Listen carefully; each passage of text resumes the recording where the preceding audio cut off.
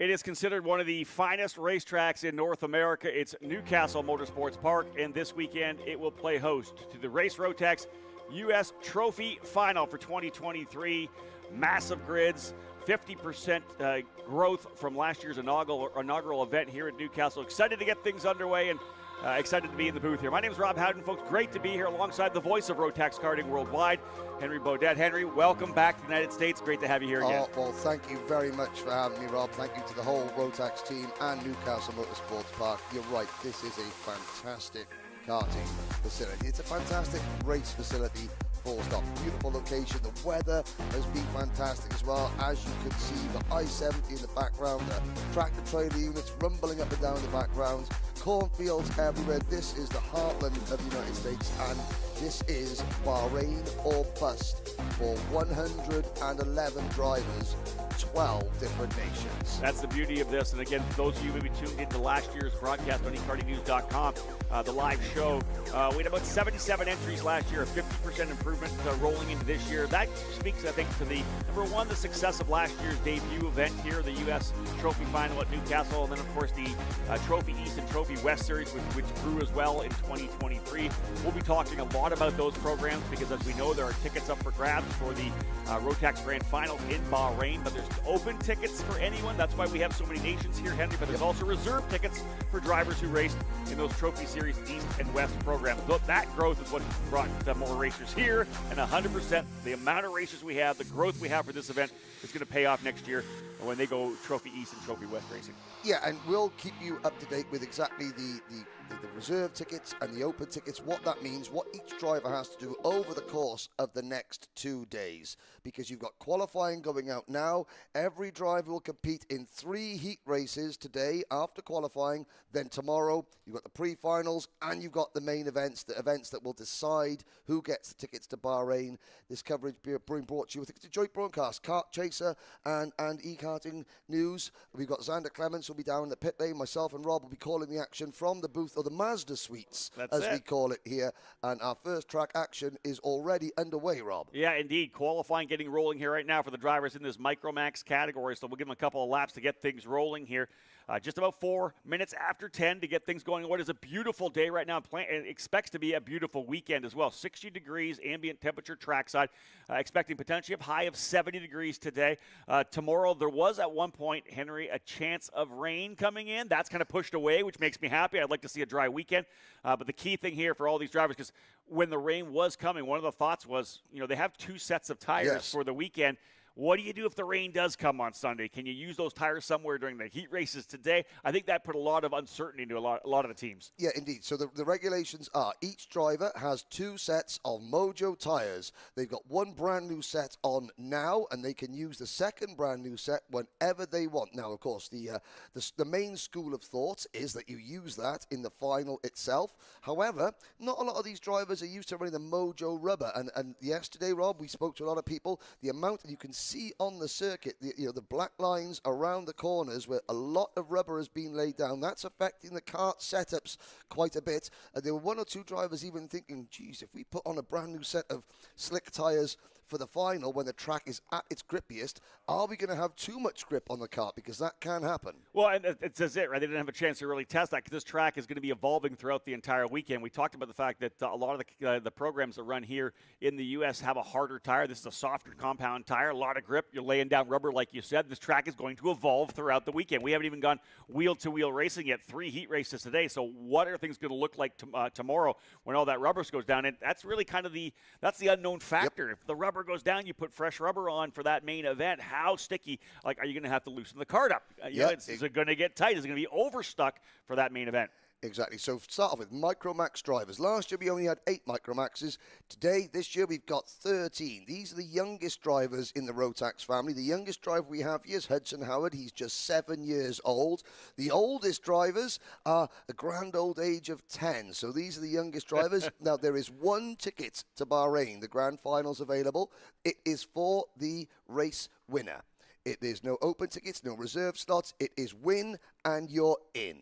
That's it. That's the key here. You mentioned Hudson Howard. His father, Jay Howard, is a former USF 2000 champion, Indy Lights champion, is a team owner in the USF Pro Championships and has won championships before in that category and lots of race wins. And, again, this is a great thing for Jay, who obviously spent a lot of time with his dad at the racetrack over the years. His dad was an engine builder in karting here, and to be able to now be out here with his son Hudson. I love when you go from the team owner and one thing, then you put the karting dad hat back on. And Hudson is one of 2 drivers in this class whose parents have raced in, or who has a parent who has raced in the Indy 500. Indeed. Of course, Jay Howard has raced in the IRL, the IndyCar Series, and the Indy 500 several times. The other driver, number 67, that is Danny O'Gara. Danny's mum, Sarah Fisher, raced in the Indy 500 7th. I think she was only the 3rd lady to ever qualify for the Indy 500 after Desiree Wilson and, after Janet Guthrie and Lynn St. James. Lynn St. James, exactly that. And a lot more since then, which has been great, right? We've seen a lot of great drivers like Danica Patrick roll in, Simona Di Silvestro, a number of drivers, Catherine Legg this past year as well.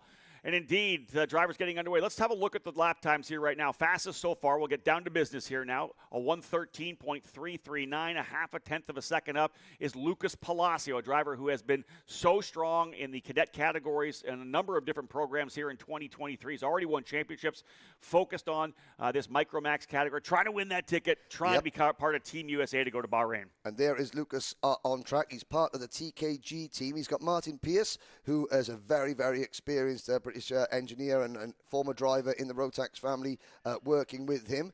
Cam Becker, Lucas Tarango, Connor Lipka, and Hudson Howard, the top 5 at the moment. Now, you're thinking, in qualifying, normally you'll see drivers trying to slipstream and draft with each other, but in the briefing, our race director said quite specifically in the briefing, qualifying, no bump drafting, no slipstreaming. You can follow a driver, but you can't sort of rest your nose cone, your front bumper, on the rear bumper of the driver in front. And that is why we're seeing these 13 drivers spread out all the way around this 16 turn layout. We're running counterclockwise here. So there's a number of different circuit layouts. Indeed, at Newcastle. 60 in total. 60 in total, and we're running, I've got to say, it's the same route that we ran last year. There's a lot of elevation changes, as you can see on our pictures, ups and downs, which is a good, lots of camber, a real test. You've got some great straights to slipstream with.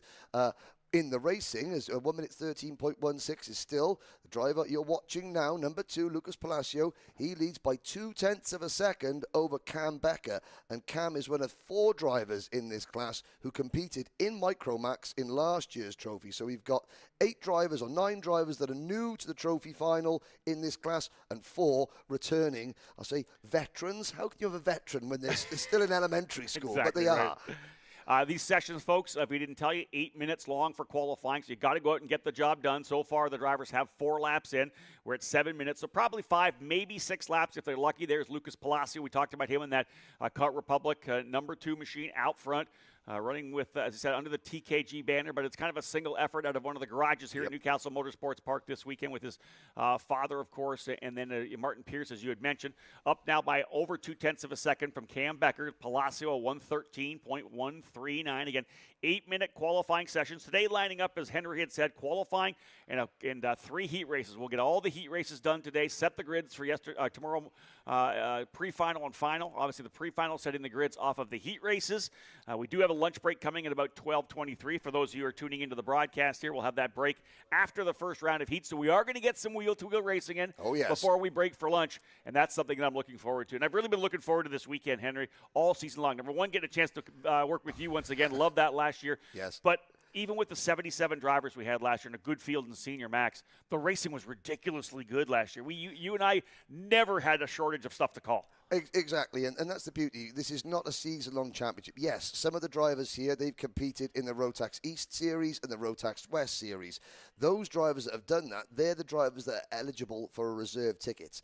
But really, it's down to, there's no points for that. You know, it's the first reserve driver across the line that gets the ticket, and then the first open driver across the line that gets the tickets. We'll bring you up to speed with how many tickets in each class are available and who they're available to. 12 tickets in total, but we've had the checkered flag flag go out, and you're looking at number 44 there on our screens. That's Connor Lipka. Connor is down in 6th position at the moment, and you're getting a great view of the tech building, the paddock here, which I've got to say, the paddock looks beautiful. There's really well presented, lots of big teams here, lots of big awnings, but also we're getting our first chance. There's the checkered flag. So the start line and the finish line, Rob, they're in different places. I had a chance to race this layout here back in July myself in 100cc karts, so it's really interesting. It's a fantastic track. I'll talk more about kind of the layout of the track for those of you who have never been here to Newcastle Motorsports Park or may not be with us trackside right now, but indeed, there's a long straightaway. We're going to call it coming out of turn number 16, which will be the final corner after start-finish, and then a big long run down up into turn 1, which is a kink, turn 1, and then, of course, there's turn 1 right there, and then into turn number 2, which is a hairpin right-hander. We'll talk more about the track itself, but like you said, it is long, number 1. There are lots of opportunities to overtake, at least a half a dozen opportunities to overtake on this racetrack. But they'll start on the long straightaway. That allows them to get into the tram lines. But we're going to finish out of the turn number 15, which makes the 13, 14, 15 combination, the complex at the end of the lap, so crucial in the races. And the corner you're looking at there, that is the final corner on the right-hand side of your screen. I'll guarantee you, in the 5 main events that we've got tomorrow, somebody will make the move going into that corner there for a ticket to Bahrain. Whether it works or not, we'll have to see. But that is going to be one of the main flashpoints because there's no run coming out. There's the line. There's the finish line right by those 2 blue and yellow barriers right there. So there's no time to sort of undercut coming out of the corner. It's going to be going into that last corner. And with all the marbles on the line, that's where we're going to see plenty of action. But I think it's time that we bring you a quick rundown of the provisional, subject to post-qualifying tech, the provisional qualifying order in micro. Lucas Palacio, fastest driver, a 112.952, the only driver to break underneath that 113 barrier. He's up by just over a tenth from Lucas Tarango. Cam Becker ended up in 3rd. Connor Lipka in 4th. And Hudson Howard, just 7 years of age, as you had said. This is his home track, runs in the KRA series here. Just going to get into karting this year. P5 for Hudson. I'm sure they'll be pretty happy with that qualifying effort. Indeed. And behind Hudson Howard, Enzo De Janeiro, Sterling Mulata, 6th and 7th, then Tyson Underwood in 8th, Holden Myers, 9th, and Isaac Payne rounding out the top 10. Danny O'Gara was 11th with, I think, Enzo De Janeiro was up there in 12th and 13th place. Benjamin Sosa and William Vita rounding out the field. The gap 2 seconds between the whole field. That's going to close up in race conditions when you've got the slipstream, which is huge. Indeed. That is. So, folks, let's we're getting things underway here. We talked about the fact that Xander Clements will be joining us. Normally, you'll see Xander here beside me in the races. They do so many races. He's like the lead chair for a lot of the events they do here on Kart Chase. But we've got his talents down on pit lane and throughout the paddock here this weekend. So let's send it down to Xander. Welcome him, Xander, into the broadcast. Brandon, Rob, and, of course, Henry. Thank you guys for sending it down to me here. Let's give you a little bit of an update of what's to expect this weekend, different from the last few U.S. majors that Kart Chaser has covered. Of course, the big difference, not only are we on Rotax power plants, but the tire compound we're using is different. The Mojo tires have laid down a ton of rubber, a lot more from what the drivers have been saying than what we were used to. By the end of just Thursday practice alone, it felt like it looked like a Sunday after an MG Tires race weekend. They are a little bit softer, so the times are a little bit quicker. That's been one big aspect. The other aspect is, again, the Rotax power plant, a completely different power curve than the IAMI and even the ROC engines that we've seen on KC in 2023. Now, of course, we saw the RTX Winter Trophy Series for 2 weekends back in January and in February.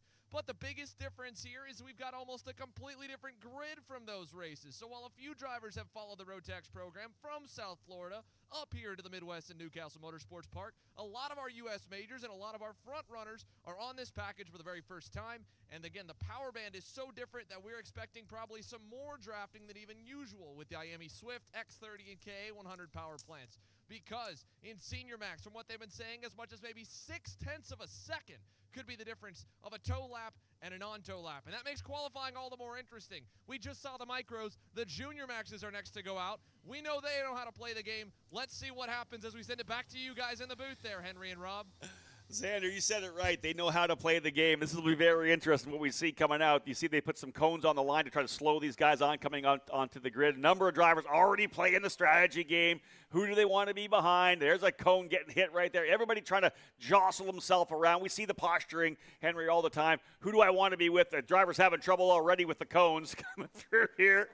Cue the circus music right now. Drivers having some trouble getting onto the racetrack. But you say that, though. I mean, obviously, there's the front bumper penalties. You hit a traffic cone, even at going through there, if that knocks a bracket down, that will just exclude you from qualifying. So the drivers do have to be very, very careful indeed. And, Henry, talk about that. I think Chris McCrone, who's one of the race directors here this week, discussed that. You have to have the full application of the bumper, right? Yeah. If the bumper bracket, and each of these cars, on the front bumpers of the kart, behind them, if you're new to karting, there is a bracket that holds the nose cone or the front bumper in place. It's designed not to break, but to drop. If that front bumper comes into contact at a rate of knots with any other, the rear bumper of another kart, the side of another kart, or even a traffic cone. If that whole bracket has dropped 100%, then that is a penalty. It's an unappealable penalty. If it drops by half, that's fine. That's fine. If it drops by a quarter, that's fine. But if it drops fully, it's a penalty, and it's non-appealable. So, indeed, the key thing on that is that they'll call it a drop-down bumper or a pushback bumper is normally what we call it here in North America. And, indeed, when it push back and activates and kind of drops down a little bit, it push back. There's like about a 2-inch gap where you're able to push back. If it falls all the way down, that's the penalty. So, contact, the idea about the pushback or the drop-down bumper is to limit contact, because if you make that contact, you're going to get that penalty. So, again, let's give you a quick little lineup, folks. Junior Max drivers onto the racetrack. Their qualifying session just rolling, 2 minutes in. Masters Max will follow. Mini Max and Senior Max, only 5 categories on the docket here this weekend. That is the run-through, and we'll use that for the entire day. Let's head back down to Xander Clements with his first interview of the weekend. Thanks, Rob. Down here with Dalton Haynes. Dalton, this is new colors, a new chassis for you. I'd have to imagine you didn't get a whole lot of testing on it up until you rolled in on Thursday. First of all, what has the experience been like working with the Race Lab karting guys and on a piece of material you have never driven before? Yeah, so like you said, it's a weekend of first for me. First time on the road tax as of Thursday, first time on the Mojo, and first time on the TB kart. And yeah, I mean, I love working with Race Labs. It's worked really well so far this weekend. I like the Mojo tire. I like the road tax. It drives really well, and I love the TB kart. It's working really well for me this weekend, and I'm happy to be here. You were up and down throughout the top 10 pretty much all the day yesterday. You said you felt pretty good. In fact, you felt like you had a little mistake at the end of happy hour and still were only a couple of tenths off. So where is your confidence here coming into today? Yeah, for sure. I think we're consistently in the top 5. It just depends on if we want to change some setups. Obviously, yesterday, you find a fast setup, and then you want to change it up a bit to try to see if you can get a little bit faster than that. And we went slower from that, and then we went back to our normal setup, and we're fast again. So I'm feeling confident and should be good. And there's a lot of guys, honestly, that have kind of gone through the top 10 and then out throughout Friday practice and then looking to who you want to link up with potentially in qualifying. Do you want to link up with anyone? Because the 2 straightaways are at the front end of the lap going backwards versus at the end of the lap. So it's tough to time, starting a lap behind someone and getting on their bumper by the end. Where's your head at looking at qualifying here in about 20 minutes? Yeah, so I definitely think with the qualifying strategy, it's a lot different from X30 because we're not allowed to bump draft. So that's a big deal. So I'd say you want to draft down the front stretch and maybe pass in turn 1 or pass in turn 2, but you definitely do not want to be stuck behind someone after turn 2 because then you have to wait behind a couple corners or pass in turn 5, but it's sketchy, man. I mean, I honestly will probably just go out by myself if I'm being honest. Well, there you go from Dalton Haynes, guys. Good luck to you, Dalton, and back to you in the booth, Henry and Rob. Yeah, indeed. Hearing Dalton kind of give his insight on qualifying, I love the no contact qualifying. In my mind, it's more strategy. You're not just with somebody. You're not pushing. You don't have 4 or 5 guys together in a huge train pushing. I love not having any contact. He mentioned turn 2, which is the second of the hairpins. We're going to call that turn 4. You come down the straightaway. There's a bit of a kink turn 1. You are kinking to the right, then you roll into turn 2. This is turn 2 right here. Yes. Coming through that corner. So it is turn 2. Then you come out. There's a bit of a kink. They call turn 3. It's not much, but we'll call 4 coming down into what used to be the scoreboard corner. There used to be a scoreboard there. That's the second of the 2 hairpins. Two very crucial corners. Getting through 16 to get that big run down to 2 and then out of turn number 2 is so crucial to get down both of those long straightaways. Yeah, indeed. And what I do also like about this no contact, the no drafting rule in qualifying, it stops drivers. What we've seen, you've seen it, I'm sure many times, Rob, is that you go for time qualifying and then you see a driver suddenly, they're not happy with the person they're following, so they'll pull off and slow down on the circuit, like, oh, it's on cue. It's happened there, but it's not happening as much because it always, for personally, I think there's going to be a huge crash. Suddenly, there's going to be a train of karts all slipstreaming with each other. Someone's going to pull out, and they're going to find a kart tootling along at like 5 miles an hour right in their path. That sort of mitigates the problem by saying there's no drafting. The other thing I love, Henry, let's bring this up as we are kind of rolling through qualifying right now. It's an 8-minute session. Yes. A lot of times they'll open the grid up to start a session, and drivers will sit at the back of the grid and wait, right? Yes. They're sitting back there. The one thing we're doing is different. I think you have 3 minutes before you have to be off the grid. Yes, Chris, the race director, was quite says you don't have to go out the minute the gate opens. However, you do have to go out within the first 3 minutes. I like that. Yes, so we're looking. So, on track at the moment, Diego Ardiles, we've got 32 junior Rotax drivers, not only from the United States, we've got drivers here from Canada, from Argentina, from New Zealand as well in this class alone. So, again, the Kiwis, they've traveled en masse, and they've traveled a good 8,000 miles to race here. Which is really good competition. But leading the way at the moment, it's Jackson Walney, one of the drivers that has represented Team USA several times before. He is in the number 296 kart for the Speed Concepts racing team. I know you spoke to Alex Speed yesterday. He's raced the grand finals a couple of times before. He has raced in Bahrain as Jackson. He finished 20th as a Minimax driver back in 2021. So he knows what he's fighting for. Diego Ardiles, Wesley Gundler, Top Gun Wesley Gundler in P3 at the moment. Ty Fisher jumping up to 3rd, moving Gundler down into 4th on that last lap. Turner Brown's been a driver, Henry, we've been watching all year long. He's won some major events this year. Driver from the West Coast, a Californian who has really kind of stepped things up, as has Jackson Wolney. We've seen him on the podium at a lot of major national events. There's the 296 there of Wolney moving over to the Speed Concepts team here this weekend on the Red Speed. And for these drivers, very interesting. Number one, they're having to learn the Rotax engine. As Xander mentioned, a lot of them haven't been on this package as of yet. The surge here as a driver had some trouble. We have one driver off. The 290 went off. Kaylee Countryman had some issue there in the comp cart. But the surge right now for Rotax has brought so many drivers in here. They're learning the engine. They're learning the Mojo tires, right? But they're also having to learn this strategy now in qualifying, where they're used to getting on the guy in front of them and just pushing them all the way down the straightaway. Now, no touch. A little bit different approach, the strategy. The driver's having to figure out what they need to do to lay down a good lap. Yeah, exactly. And you can see there's 2 teammates there. They're running, like, not nose to tail, but that's the ruthless karting duo. So we've got lots of different teams here. For those of you that are new to karting, junior Rotax, drivers aged between 11 and 15. So, right here, right? So we tape this up because this is where the ticker is and then some more graphics. Okay. But you can zoom, holy shit, like all the way down. Oh, that's awesome, man. Yeah. So we have one on scaffolding all the way in the back, right behind that white Rotax flag. Got it. Yep. We have one on the hill by the scale tower, and then the other one's up in the building there. Okay. So what's this right there?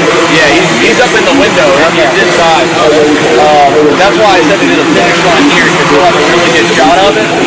The other place that I've put him in the past is on the hill over there, that spectator hill, and that works good when the line's there. The only downside is everything has to be either hardwired or antenna, right? So like this one's wired, and then to an antenna right there on the fence. So that just shoots over, right? So we're in this building. I got to shoot like metal to get to that hill. Goes on wire and just get over and we walk off that. So, I mean, for the heat races here in Junior Max, 18 thousandths up. And Henry, look at this. 71 thousandths of a second separating first, second, and third. Ty Fisher in second, as we said. Wesley Gundler into the 3rd spot. Jackson Wolney in 4th.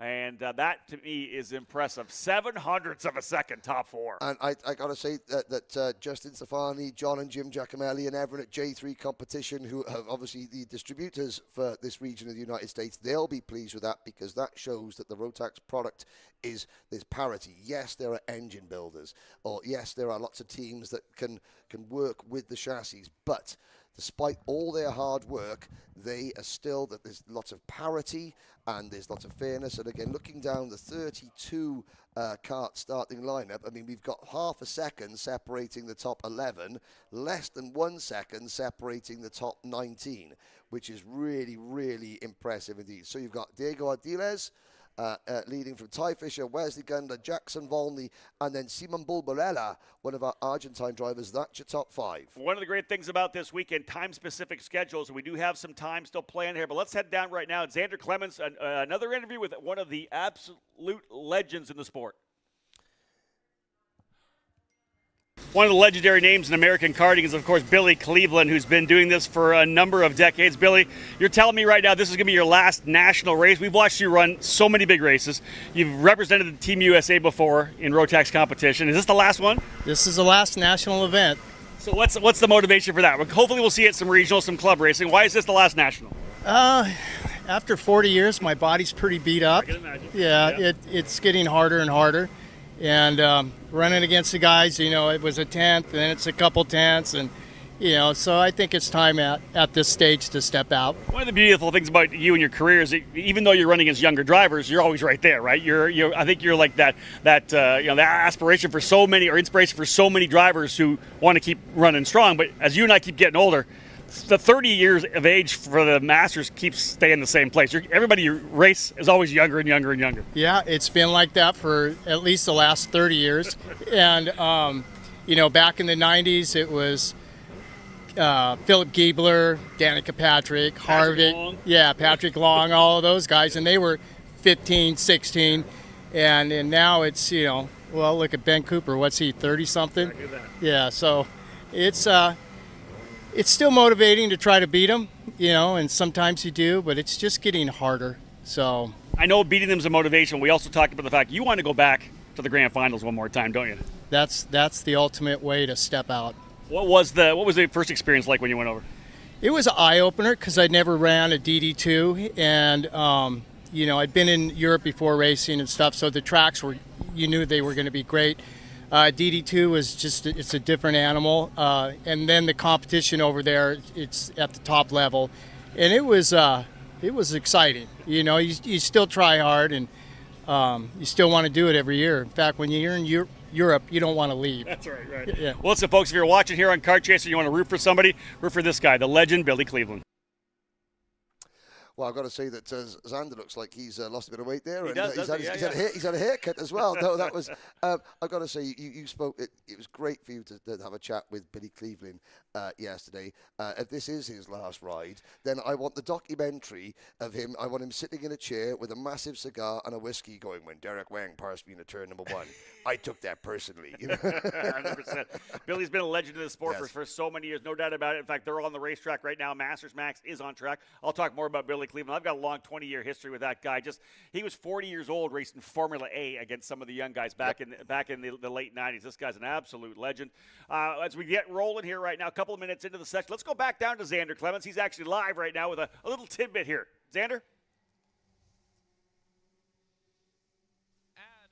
I just wanted to add really quickly that while the entire group went out except for 2 in setting themselves onto the racetrack here, Laurentiu Mardan, Larry, was pretty quick yesterday. He was one of the only drivers to wait and not try to go in that major pack. So we talked to Dalton a little bit about strategy of where you want to go. Obviously, when you talk about Masters Max, those guys have the most experience out of anybody. I figure there might be some more guys trying to do gaps off the grid. Obviously, they know they can do it on the racetrack as well. But that was one thing I wanted to quickly add, that we had Mardan and one more wait about 20 seconds. The rest of the field straight onto the racetrack to maximize the time off the grid.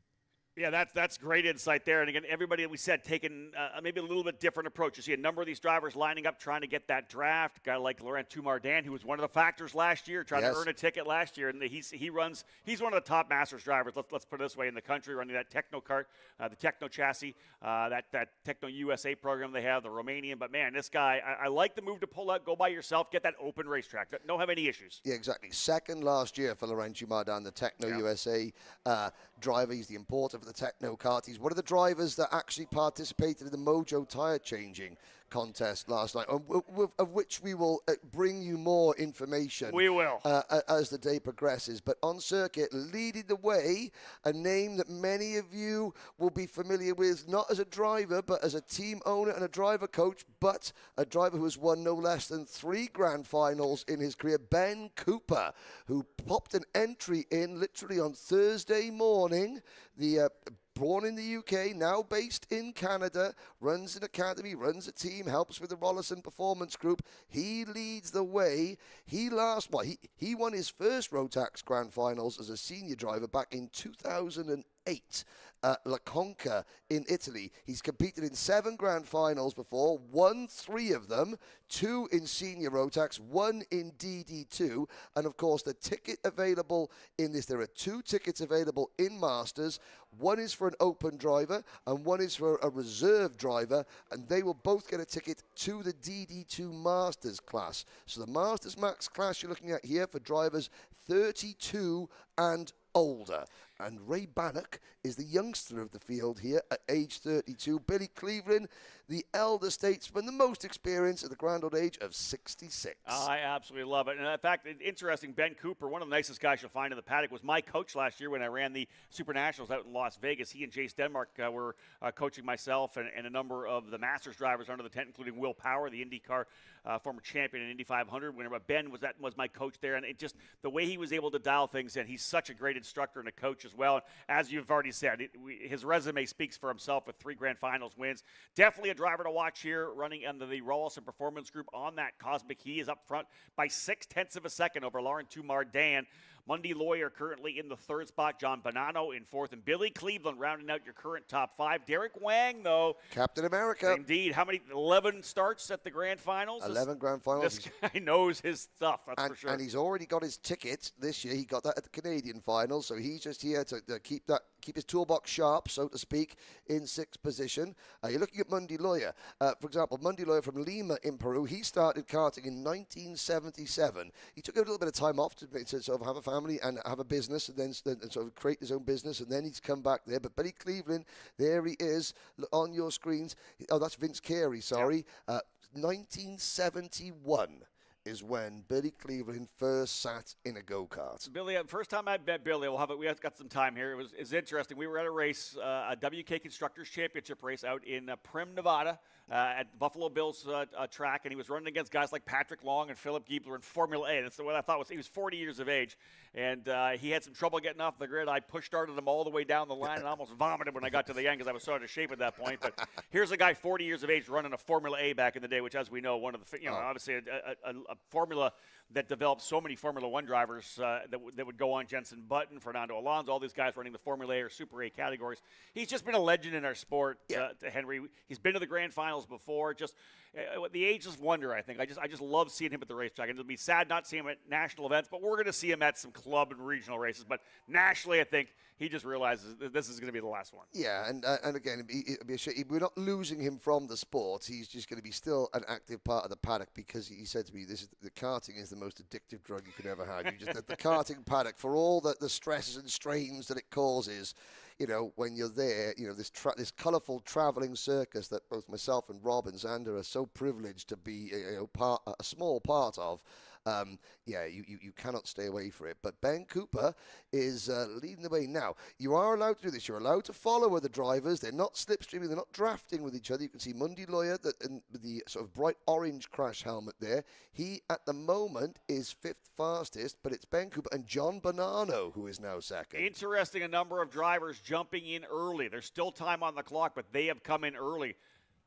And that's an interesting thing, I think, right now, because we'll talk about this a little later once we get back rolling here. Only 2 sets of tires, Henry, for qualifying, 3 heat races, pre-final and final. At least 5 drivers pulling off to finish up their session. Here's Mardan back across the line. He'll jump up to P3. So Ben Cooper on top right now. John Bonanno in second. Laurent Mardan third. Mundy Lawyer and Billy Cleveland round out the top 5 right now. But at least 5 drivers, Cleveland and Wang included. I think maybe Chris Mann as well, pulling off early there. Yeah, because a smaller grid, even the worst you can start is on row number 7. So if you could save a couple of laps on your tires, for the heats, that's going to help you a little bit more. And you think, when are they going to put the fresh tires on? If you're further back in the pack, do you do it in the pre-final? See what happens tomorrow? Or, again, the bottom line is tire management is going to be part of the equation and the discussion throughout this weekend. Let's head back down to Xander Clemens. He stands by with another interview. Thanks, guys. Here I'm down with Henry Korn, a race dad. Of course, you have a big operation. You help a ton of families out west. You guys have chased the full Rotax Max Challenge West Trophy Series here this year, which means you're in an interesting spot for your son Gage to try and get himself a ticket to the World Finals. You guys got to go last year to Portimao. You're trying to get back to this year. You just got to be the highest finishing East or West driver that ran the full championship. So first, how's the weekend gone for you guys? The weekend so far has gone smooth. I don't want to jinx anything, but we're just out there pounding laps, trying to stay away from the messes right now, you know what I mean? Coming into qualifying, just need to get up top so we're out of the mess, and I'll let him do his job. You know what I mean? He knows what to do, knows where he needs to finish, knows what he needs to do. I leave it all on the boy. And while you're obviously hoping to go to the World Finals, you've been there before. For everyone that hasn't been, it's such a unique event. Can you describe what it is like to be at the Rotax World Finals, representing Team USA, representing your country, and going to race with your son against the best in the world? Xander, there is nothing better than the Rotax Grand Finals. We went to Bahrain the year before, went to Portimao last year.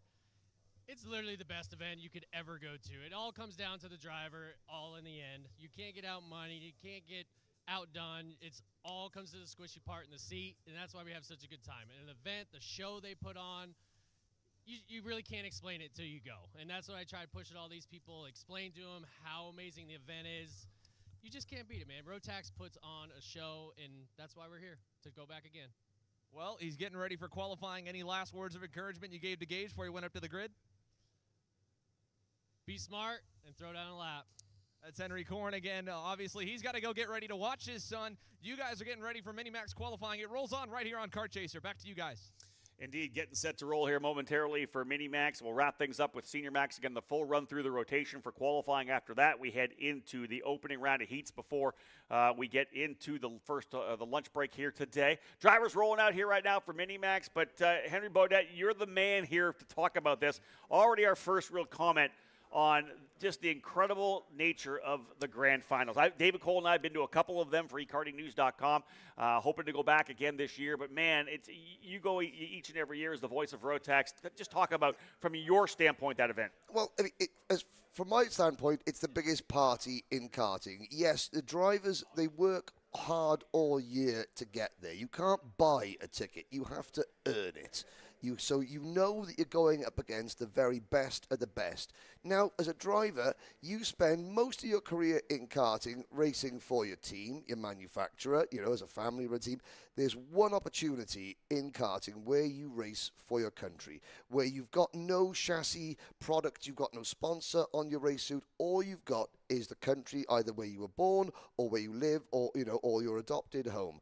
And as an athlete, that is something that, every athlete is so proud to do.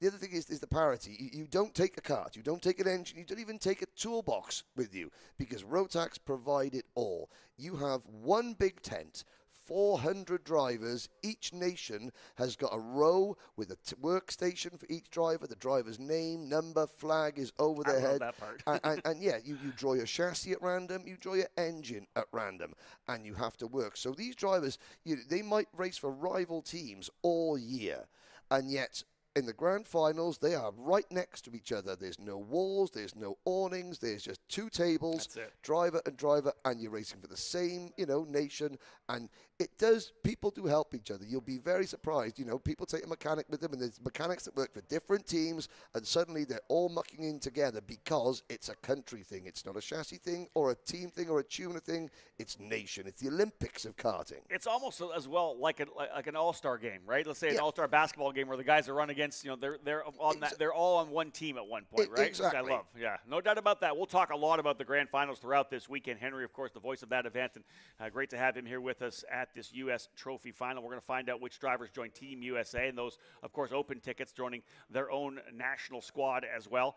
Getting things underway now with Micromax, the fourth of the 5 categories on the docket here for the weekend. Just 5 classes, and that's what makes the 111 entries even so much more impressive. The 50% growth from last year's inaugural race here, but then to turn around and go up to 111 with just 5 classes, which I think is amazing. And that's why we talked about how big the category was in junior. We're going to see senior rolling out next with 36 drivers in senior. This is going to build so much momentum for this category, for this Rotax program rolling into 2024. Just getting things going now. We will confirm that Ben Cooper was the fastest driver in the Masters Max. He will start all 3 heat races from the pole position. Yes, he will indeed. And now looking at the Micromax field, so 18 drivers in total. Not only drivers from the UK, we've got drivers from the United Kingdom, from Canada, from Argentina, and we've also got drivers from Uruguay. Again, we were just getting things underway here with the Micromax category, about 3 minutes in, still about 4.5 minutes to go before we get these guys dialing up, getting these heat into these Mojo tires. Let's go back down to Xander Clemens, standing by, one of the drivers we expect to be part of the show here this weekend. Frankie Mossman has had a busy racing season. Formula race cars even just a couple weeks ago in Portland and USF Pro 2000. Obviously, here in the karting season this year, it's kind of been a rocky road. A lot of speed, maybe not all the results you would have liked to have. But this one, a big ticket to go to Bahrain for the Rotax World Finals, Frankie. And you're on different tubes than where you were most of the season. What's the weekend been like for you? And I'm really glad that to be with a good program like this, and that we're at a good event as well. And there's a lot of really good high credibility drivers, and so it's just going to make the win all more worthwhile, and make the redemption story going back to Bahrain even bigger for myself.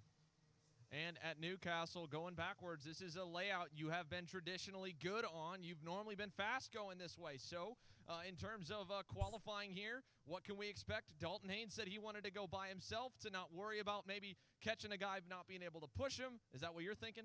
I'm looking to get that toe lap because, all of us we're trying to go pole. Setting yourself up for the 3 heats and is going to be the biggest thing, and you want to be out front. It's going to be a lot of chaos. So my biggest thing is that I'm just going to try to set myself up, get a good lap, get that toe, just like a little lick of it, because, again, you don't want to get that lap taken away.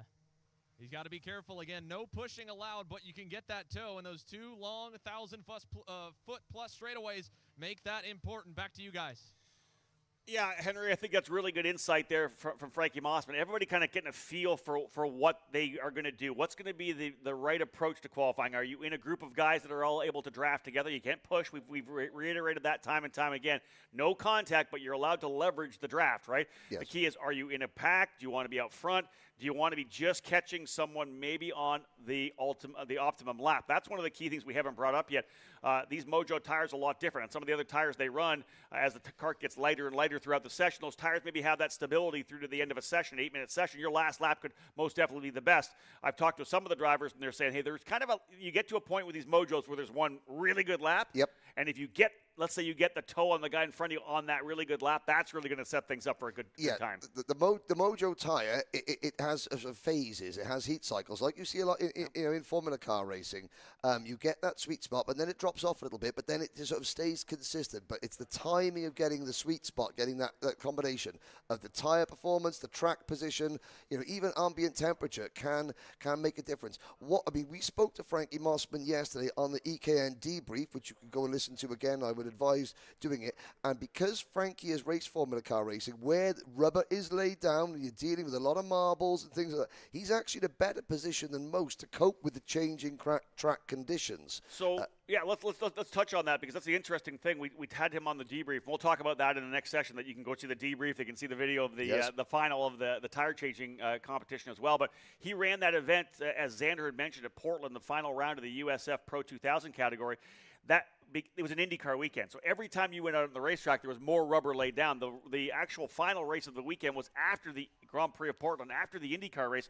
So they go out there with totally different rubber, so much more grip, and you have to completely adapt very quickly. Yes. And that's something I think, like you said, that could be something that could maybe play into Frankie's, into his wheelhouse in terms of the fact that he has had to deal with changing conditions over the last month. Absolutely, because we talk about, you think, well, that's car racing and this is karting. Oh, no, the principles behind it are exactly the same as a driver. It's modifying your stance and your equipment for the track conditions that change almost on a race-by-race basis. But we've got about 30 seconds to go. Marco Samut is fastest in Minimax at the moment. He was last year's Micromax champion at the US Trophy Finals. He went on to represent Team USA at Portimao in Portugal. And we do have some videos from Rotax to show you, to give you an idea of what the Grand Finals is all about. But Samut, he was leading, but... well, Henry Korn, he said that to Gage, go out and get a lap in. Gage has done just that, a 1:08.799, 4 thousandths of a second, faster than Samut, Isaac Malkout, Fianchy, Jackson LaChapelle, and Oliver Warner from the UK are your top 6. So the checkered flag has come out, Rob, but there are still drivers on hot laps. And that was Gage Korn in the 1:33 MPG Motorsports entry there. And again, this, as Henry had said, we are on the flyers right now. Yes, the checkered flag has come out. Drivers are able to finish their last lap across the line.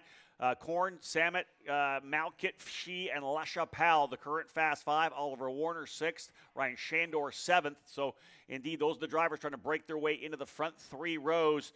Korn's got his hand up. He's done, did exactly what his dad told him to do. Lay that lap down. Make sure you run a good session. 1:08.799. He's only 4 thousandths quicker than Marco Samet, and they'll work their way through the final couple of corners. This is going to be an exciting place to watch the races here. 13, 14, and 15 are going to play it out for the ticket to Bahrain. Here's the final lap across the line. Oliver Warner goes to P1. A 1:08.674. Warner to the top by just over 1/10 of a second. Korn slipping back into the second spot.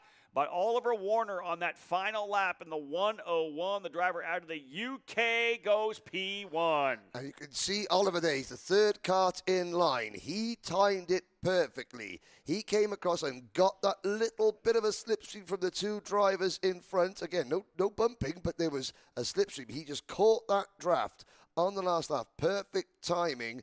And it does mean that MPG, my parents' garage, Motorsports, Race Liberante, Billy Vincent, and Chase Jones, their team have annexed the front row. And, of course, this is all provisional, what Rob and I say, because they go into post-qualifying tech. And same at the end of every single heat race, you'll see the tech building with a team of scrutineers here, the team of Rotax officials and J3 scrutineers. Indeed. Check all the components of the carts that they need to make it before a result is confirmed. And first and foremost, you got to get across the scales as well. And you've got to be over the maximum weight. There on the left-hand side of your screen, that two-story building is where tech takes place. But as you can look at that is America through and through. When you think of America, you think the big water tower. But when you think of American karting, you think of Rob Howden. But you also think of Xander Clements, who I believe has someone to speak to. No one to speak to on this one, Henry. You're going to have to deal with me. But I did get to talk with a few more guys while they were getting their helmets on. Of course, right now, it's just about moments away before they fire engines and we get underway with Senior Max qualifying. One course that has a lot of experience in Senior Max and especially in Rotax Max competition is Oliver Hodgson, and spoke with him and, of course, protege Cooper Auclair, who was one of the fastest drivers when he was on new rubber yesterday. In fact, in session 2, when the majority of the grid went on to sticker tires, Cooper was top of the boards. They stayed on old rubber throughout the rest of the day on the same strategy that we kind of heard from Dalton, that they're really thinking, okay, we need to make these tires last through all 3 rounds of heats and that pre-final, because you only get 1 additional new set of Mojo tires here this weekend. They're going to save that for the main. So in chatting with both of them about what they can expect from qualifying, Oliver's answer was pretty standard. It's you don't know, you have to play off what everybody else does, and while yes, if you follow the right guy, you will get a tow, but the right guy's smart enough to not want to give you that tow and pull out of line and bail on that lap. At the same time,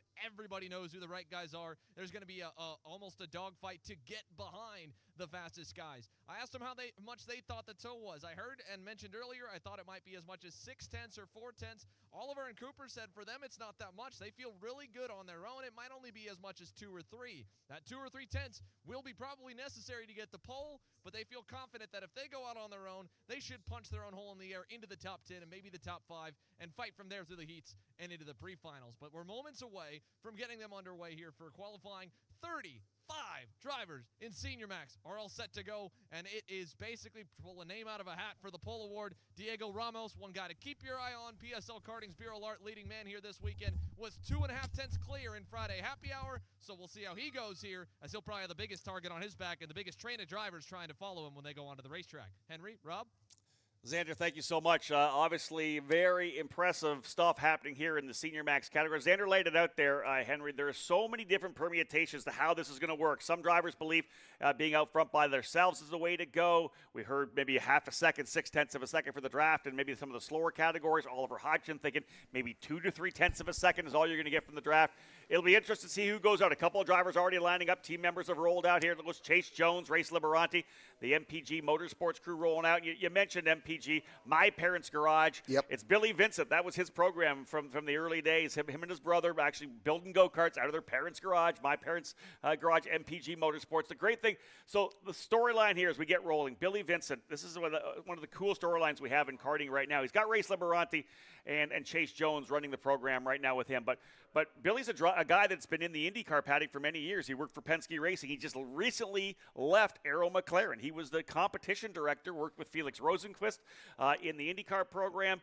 He has left that program to focus on MPG Motorsports. And then for so many drivers, I talked about Will Power being my teammate at Rawlson Performance Group in Las Vegas last November. These guys come back to the sport. They come back to their roots. Dan Weldon used to always come and run in karting as well. He called it the purest form of motorsports. And I think for a guy like Billy, who spent so many years in the crazy world of IndyCar, which is nonstop, the amount of testing they do, you see them week in, week out racing, but there's so much work to be done and so much that gets done test-wise to be able to come back to the sport, focus on karting through MPG Motorsports. I love the return for Billy Vincent. I love what he's been able to do with Race Liberanti and Chase Jones. That's a brand new program that's growing, and a little bit of action there. We mentioned the fact that you don't have to leave the grid. You didn't have to leave the grid. This is our final qualifying session, but you had to get out at least 3 minutes before the start of the session. There's a bunch of big guns, Ryan Norberg, a bunch of their RPG drivers, who there they all right there, who waited deep into this session. And you saw Bob in the white T-shirt and the white hair there giving the signal saying 2 minutes to go. He's communicating with the drivers because nobody wants to see anyone excluded or not allowed out for qualifying, but the rules are there. Agreed. And drivers will they will not bend the rules, but they will take the rules to the maximum. If they think that it's beneficial for them to go out at the end of the session, they will wait until 2 minutes and 59 seconds have elapsed before they go out if they think it will benefit them. So again, with some of the big names we've talked, the other Rotax drivers that are on the reserve list that ran the Trophy Series East and the Trophy Series West programs. But a lot of big guns coming into the program. We're also Performance Group rolling in here with a lot of their drivers. Ryan Norberg being one of those drivers to watch out for. Ernesto Rivera, who's been one of the top, if not the top junior driver in the country here in 2023, moving up to the senior class here this weekend with RPG. You'll watch those guys go out. And then the final group rolling out, the Red Army from PSL Karting on the Burrell Art chassis. They all rolled out together as well. Diego Ramos, we talked about him going out. He's a driver. The Brazilian would be one to watch here this weekend. Yes, 36 drivers representing the United States, Canada, Mexico, China. We've got a driver, Jia Jambin, who's now based in New York, but, Chinese originally by birth, from New Zealand, from Colombia, from the Chinese Taipei and the island of Taiwan, from New Zealand. It's a real mix of international talent. And again, real top drivers that we're not used to seeing racing in Rotax, but again, not at the moment, but say Ryan Norberg, a multiple-time member of Team USA going back 10 years ago. I think that you and David Cole put up a lovely fetching photograph of Ryan Norberg at the 2014 Grand Finals. He looks a lot different. He does look a little different. Have a look at that for sure. We were following the 363 there of Diego Ramos as well. He had his teammate Henry Wheeler right behind him in the 318. So, again, teammates trying to line things up a bit. There's the 332 as well rolling out for Josh Bethune. Again, everybody kind of dialing things in, pushing these early laps here right now. Ernesto Rivera went P1, but here comes the veteran, Oliver Hodgson, back to the top of the charts. Oliver Hodgson, who won last year's US Trophy Final by about 6 seconds. We spoke to him a couple of times yesterday, and he was like, that's not going to happen this year. But just shows you talked about how talented Ernesto Rivera is, showing that, yeah, if you've got talent, doesn't matter what kart you're in, what class you're in, you know, he's moving up. And, of course, he doesn't know these drivers. A lot of these drivers, whether they race whatever engine package they're racing or whatever series they're racing in, they're used to racing against one another most of the year. Ernesto comes in. He doesn't know these guys. They don't know him. So he's got no fear, no expectation. But talk about the MPG team, I thought that when I first met them, it would be on maximum performance, something like that, maximum performance, something or other. No. Then I met Billy Vincent and I realized, yes, the humor, the side of it, my parents' garage, it's very fitting indeed. We talked about Dalton Haynes. Remember, that was the first interview we had with Xander. That's him there in the TV cart for Race Lab. He's going to make a move to the inside of Chase Jones. He's running right there with Jones and Liberante. We talked about MPG Motorsports, so Dalton Haynes diving in there as well. Dalton not yet into the top 10. Let's have a look at the early top 10 right now as we're just past the halfway point of this 8-minute session. Oliver Hodgson up top, his young charge, his student Cooper Auclair in the second spot, the veteran, essentially the number one driver we've seen over the last decade here in American single-speed karting. Ryan Norberg currently into third, Diego Ramos in fourth, Ernesto Rivera fifth. Macy Williams, the young lady out of Colorado who is second in the Trophy Series West program, she is in the sixth spot. Diego Conteca now in seventh. Frankie Mossman, we talked with, up into eighth. Griffin Dowler, the Canadian, and Timothy Pernod rounding out the early top 10. And look at that, Hodgson, a former Grand Finals winner. He won 2013 Senior Rotax at NOLA Motorsports Park. Cooper Auclair, multiple times, second place at the moment, multiple Team USA member. Ryan Norberg, one of the United States' most successful karters of the last 5 or 6 years, if not longer, and a multiple Team USA member. He's in third. And then you've got, in fourth place, Diego Ramos from Brazil, who's done so much racing. Ernesto Rivera, he said, one of the top junior drivers in the USA this year. Macy Williams, sixth. Griffin Dowler, seventh. Both former Team Canada member for Griffin Dowler. Macy Williams, she qualified for the Grand Finals in 2021. And Diego Contecha from Colombia, he raced in the Grand Finals. Then you got Frankie Mossman. So the top 8 drivers in this, they're world-class drivers. Then you got Frankie Mossman, who again, making his way into single-seater. Timothy Pernod, another driver from Canada. And Ziming Wang, who raced the Grand Finals last year.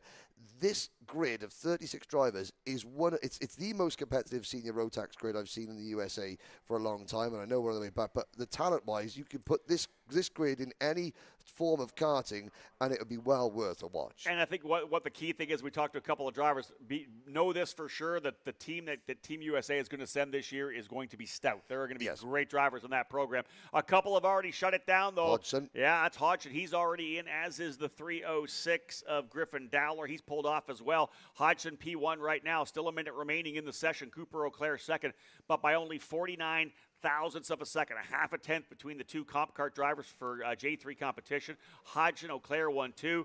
Norberg back by about a tenth of a second. Ramos still in the fourth spot, and Ernesto Rivera rounding out the top 5. Williams, Dowler, Contecha, Mossman, and Pernod, your top 10. Ziming Wang, as we said, 11th. Ian Q, 12th. Josh Rampel, Ian Quinn, and Justin White. Dalton Haynes, who was able to get by both Liberante and Jones there, currently 16th. And the drivers from MPG got work to do. They're back at 18th and 21st, respectively, with Jones and Liberante. They will not be happy with that. Neither will Aiden Fox be down in 20th.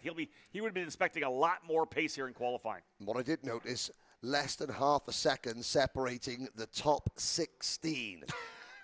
Which is fantastic. So, I mean, but, what it tells me is that, if you're half a second off, you're not on the third or fourth row, you're on the 9th or 10th row, and some of those drivers that aren't performing that well in qualifying, they're a little bit further around. I'm looking at people like, Race Liberante, Aiden Fox, outside the top 20. they're looking at that brand new set of tyres they haven't put on, thinking, am I really going to save those to the final, or do I need to put them on a little bit earlier? I don't know that. I just think there's nobody who thinks they can win or are going to put new tires on. I just don't know if that's going. I think everybody's going to want to have those new tires for the long main event run. But we'll see. You keep discussing that. That's a possibility. As the checker flag does fly, a second capping the top 25 right now. Wow. That is tremendous. And top 16, top 15 within a half a second, as Henry had mentioned. Qualifying is done for the US Trophy Final here for 2023. Just the final drivers coming across the line to see if anybody has anything for Oliver Hodgson. He's up by a half a tenth over his young teammate Cooper Auclair. So the comp kart's 1-2. There's Haynes on that TB kart. You got to scroll down a bit for Haynes. He is down in the 16th position, but just a half a second back. 0.521 is the gap back to 16th. Hodgson, Auclair, Norberg, Ramos. There's your front a couple of rows. That's some heavy hitters. Cooper Auclair with the big dogs here. Hodgson Auclair will be on the front row. Norberg and Ramos on row 2.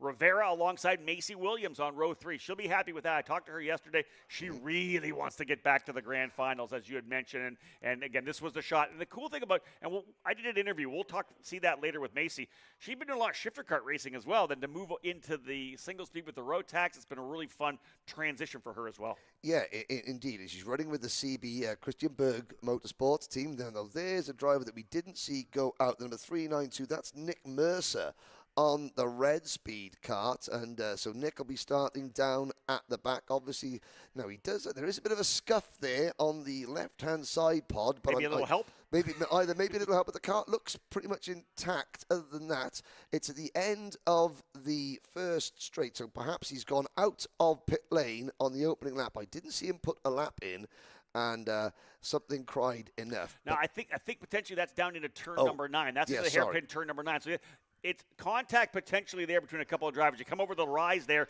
and you're carrying a lot of speed through that quick little right-hander that kind of turn 8 right-hander that rolls into the hairpin. You carry a lot of speed and transition in. A little contact doesn't take much for you to go off the racetrack. No, exactly. And luckily, there's a lot of runoff here, and you can look there. So there's the pit buildings here. So you've got the restaurant area in the center of your picture there.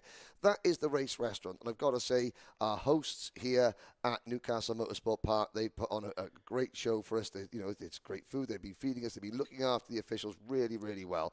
To the left and the right-hand side, you've got the garages. There's not many teams utilizing the garages. You mentioned the Palacio. He's got a little garage to the left-hand side of your screen. I know Jay Howard's team, just off camera to the right-hand side, they've got a garage. The Mazda Suite, so myself and Rob Howden, just the right-hand side of that picture there, that 2-story building, that's where Alison and Noel, the timekeeping and light brigade are. That's where the Kart Chaser broadcast team are here. David Cole is up here for e-karting news, finding unlimited statistics.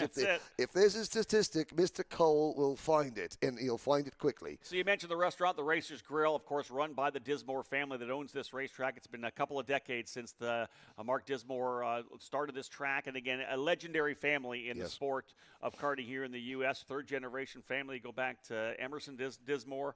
Diz is Mark Sr.'s father. I was over at Comet Kart Sales, one of the longest-running kart shops we've had in this sport. It's over in Greenfield, nearby here as well. But again, obviously Mark Dismore, storied karting career. You go there, all the trophies are there, but also had a fantastic career in race cars and midgets, and was a winner in the Indy Racing League, the IRL, back in the day as well. His now son, Mark Dismore Jr., an engine builder, does a lot of engine work. Mike Adams, the son-in-law, runs this racetrack with his wife, and they run the shop and they run the restaurant. It's just the beauty of this entire family-run effort is the fact that anything you need, you have when you're here. And that the fact that it's a family-run circuit, that permeates throughout the paddock. You get that real sense. And again, I think Mark Dismore for Kelly Racing, I believe. He was teammate to Scott Sharp in the Indy Racing League, but also a winner of the Daytona 24 Hours for the Toyota factory team. What I like, they've got the history there. They've got books and photos of the history. So if you're here, you can take a look back. It's a family that's really proud of not just karting in its current format, but where we came from, where we started this sport, and that's what I really like. like. That's the paddock right there. You'll see the tech building in the back as well. That's where the scales are, all tech getting done there. But a packed paddock here this weekend. You mentioned the Racers Grill. Let's talk about what happened last night. Perfect opportunity before we roll out with the first of 3 heat races today. The Micromax drivers getting ready to roll out. We did the tire changing contest last night. I was going to help you with that, the play-by-play of that, but I came in and just stepped back. You rocked that. You had such a good time last night. The Racers Grill was packed. It was. I think we had 14 guys come in to try to see if they couldn't win the big money for being the fastest tire. That was so much fun. It was electric in that building last night. It was a lot of fun. Yeah, we managed to persuade. It was a 16 person March Madness style single elimination bracket. Every single team in the paddock put forward one member as well. We had some independents as well. It was a lot of fun. It was sponsored by Capri Tools, so we appreciate that. We appreciate J3 Competition for providing the tires and the rims. And I think our Colombian driver, so Diego Contesha, his mechanic, Francisco Zarate from Colombia, who's gone to the grand finals as a mechanic many times and competes in the Mojo tire changing contest every year at the grand finals. He emerged victorious. He beat Rhett Thomas in the final from Forward Direction Motorsports. His fastest time over the course of the rounds, I think his semi-final time was 28.9 seconds. That's 28.9 seconds, ladies and gentlemen, to put 4 Mojo tires on rims and take them off again using nothing but his hands and his foot. It was a very unique approach. No tools for allowed. a race winner. No tools at all. Indeed, it was amazing to watch that last night for sure. It was a lot of fun. If you weren't here trackside, if you go to ekartingnews.com, Yes. our social media on Facebook and Instagram, we have that posted up there. You can see the actual final round, the battle, the face-to-face battle for the big money to wrap it all up. That was a ton of fun last night. More stuff coming as well today. We're going to see here as well. And listen, I talked about the fact that Macy Williams was in that run, top 10 qualifying. I had a chance to speak with Macy Williams yesterday. Let's run that interview right now. One of the key points of this year's U.S. Trophy Finals is the fact that we're engaging the drivers from the West and the East, pitting them together to see who comes away with not only the open tickets, but the reserve tickets to be part of their national team as well. And, of course, Team USA for the Trophy Series East and Trophy Series West, finishing second on the West in the Senior Max category for CB Motorsports, Macy Williams. Big weekend for you here, and the great thing is Rotax is growing. In this field, 36 in the senior category, just awesome. Yeah, no, it's a great turnout. I'm excited to see that Rotax is finally growing in the U.S. again. So on the West Coast, you had some pretty good runs out there in Phoenix. Yep. Overall, do you feel like you're prepared to come in and really challenge for the race win? Yeah, I'm feeling pretty competitive. Still got a little bit of speed to find, but yes, the West Series was great. Finished first in the first race and then second in the second. So it was pretty good, but we still have a little bit of room for improvement for sure. And it all comes down to this weekend, right? Let's be real. Yes, for sure. We've talked to a lot of drivers about running different packages, whether it's IAME and the Rock and on the different tires, right? Yep. Coming here to run the Mojos on the Rotax. You've done a lot of shifter racing in the past as well. That's a big transition from shifters over to this package as well. Can you talk a little bit about how tough that's been or what the challenges have been? Yeah, I mean, definitely from the gearbox to the Rotax is a little bit different, just a different driving style. Plus with Rotax, they drive on the Mojo tire, so it's a lot softer of a tire. And with that, it comes a little bit of a challenge of its own, but no, it's been really cool. I really like this engine package. I think it's the best senior engine out there. It's the most consistent, and no matter if you just go buy one or get one built, whatever, it's pretty similar, so I think that evens playing field a lot. Expectations coming into the weekend? Trying to come in with no expectations always, but doing as best as we can. Just trying to get at least podium, but trying to get a ticket is really the big deal while we're here. So yeah, we'll see how that goes, but we'll see. If you've watched national level karting at all over the last couple of years, you've seen Macy up front. You know she can win races if everything's dialed in. She could be the driver up front. She could be a driver on Team USA. Macy definitely one to watch here throughout the weekend with CB Motorsports, Christian Bird. And again, as I said, second place in the trophy West program. That schedule actually getting launched for 2024. They've debuted that as well. More news to come throughout this weekend. Lots of great stuff. And, of course, J3 using this event, the U.S. Trophy Final, to roll in a lot of stuff. We're obviously going to get a chance to see the new Team USA suit as well. I believe that's going to be unveiled here today. But, again, getting set to go with the drivers here in the Micromax category. We have our races ready to roll, our first round of heats before we go into the lunch break. And what Rotax does a little bit different than some of the other organizations, it's actually a timed race. Once you hit a certain time, you add 2 laps at that point. So for the micro and mini drivers, 8 minutes plus 2 laps. For all the other categories, it's a 10-minute run, Henry. And then once you hit the 10-minute mark, 2 more laps after that. So a good opportunity, I think, to be able to kind of see how things are shaking down here.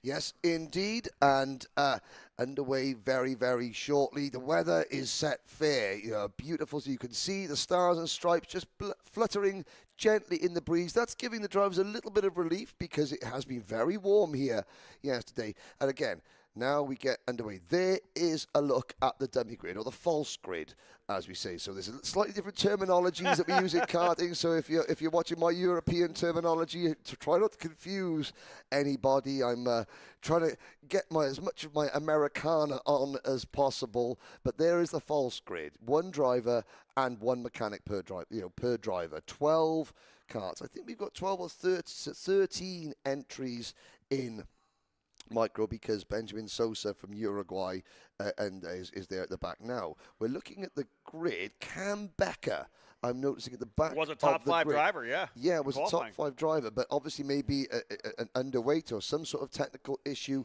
after qualifying in tech, and he'll start from the back of the field. 4 of these drivers raced in the US Trophy Finals last year. None of them have ever competed in the Rotax Grand Finals before. We've got Tyson Underwood, finished 8th last year. Cam Becker finished 4th last year. Connor Lipka finished 7th last year. And Isaac Payne finished 5th last year. We have got a variety of chassis. We've got drivers on KRs, Nitros, Comp Karts, Paralins, and Red Speeds. 5 different chassis. The teams, you've got drivers representing TRG or TKG, Ruthless Karting, J3 Competition, Race Factory, MPG, Motaz, Supertune, and AM Racing. Plus, of course, the most important part of the karting, the privateers. This sport is still accessible to the lad and dad, or the lass and dad, or the lass and mum, or any combination you want. But a family that puts a cart in the back of the pickup truck with an easy up awning, they can still compete and win at this level, and that is so important. And just to add to that, I always say this because I love it. The cart has no idea how it got to the racetrack, if it came in the back of a pickup truck or if it came in the back of a transport. Just to get the update, the number 16 to Cam Becker did not tech, so probably just made a mistake and pushed through tech and went back to the paddock without teching. That's going to change things for young Cam Becker, starting at the very tail of the field, 13th in all the races. Have a look at the grid here. So here we go, your starting lineup for Micromax Heat number 1. Lucas Palacio and Lucas Tarango on the front row of the grid. Row number 2, Connor Lipka and Hudson Howard. Row 3, Enzo De Janeiro and Sterling Molata. Then Tyson Underwood and Holden Myers go from row number 4. Isaac Payne and Danny O'Gara round out your top 10 with Benjamin Sosa and William Vita on row 6. Cam Becker starting shotgun on the field. Rob Howden, you're going to bring them round, and we're going to get the first race of the 2023 Rotax US Trophy Final underway. Before we get to that, let's go down to a quick interview with Xander Clemens on pit lane. Thanks, Rob. Here we got Ryan Norberg. Let's frame him up in the shot really quickly. We were hustling to get over here to try and make sure that we got you before the racing got underway. Yesterday, from about lunch break on, I don't know if you ate something bad or what, but it didn't look as fun as it started. That one third, 10th and a half off. Where do you feel? Well, obviously, I think we were fighting an uphill battle. You know, everybody is used to racing this package, and so for us, it was always, you know, we got to just try stuff and learn and use every session as a learning opportunity. And we learned a lot yesterday, and today it's another one of those sessions where we're just figuring stuff out, one step at a time, and just.